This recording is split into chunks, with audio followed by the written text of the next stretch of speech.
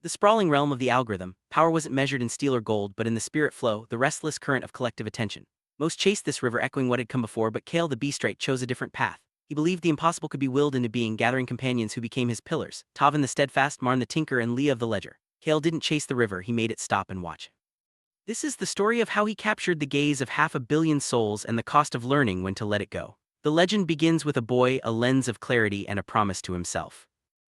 Cael's journey was marked by moments of doubt and resolve. Alone on a desolate bridge, he faced the temptation to abandon his quest but remembered his dream, to see if he could keep a promise to himself. With each click of the counter, he moved closer to 100,000, joined silently by a stranger who recognized the gravity of the moment. But success brought new challenges. The spirit flow, once vibrant, began to stagnate. Cael realized that true power wasn't in hoarding attention but in giving it away. He orchestrated acts of generosity so profound that the flow returned not as a trickle but as a roaring cascade. The realm's spectators became participants, and Cael's influence grew, setting the stage for a confrontation with the king of the old peak.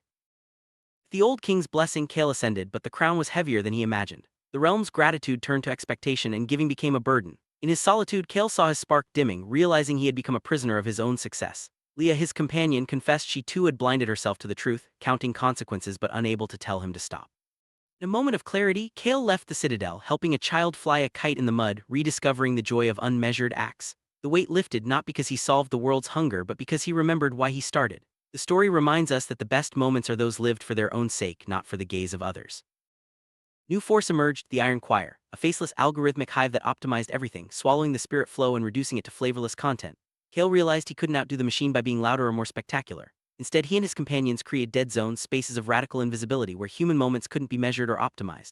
Leah scattered her ledger to the wind, Tavan planted his shield, and Marn carried a simple kite. The hive faltered, unable to process what it couldn't see. People, starved for authenticity, followed the unmeasured, quiet truth. The channels of the choir went dark not by force but by irrelevance. Cael led the realm away from the castle, back to each other. Years later, Cael, now an old man, sits in a sunlit field as a young wanderer dreams of reaching millions. Cael doesn't tell the youth what to do, only asks if they can be happy in the silence after the lens is set down.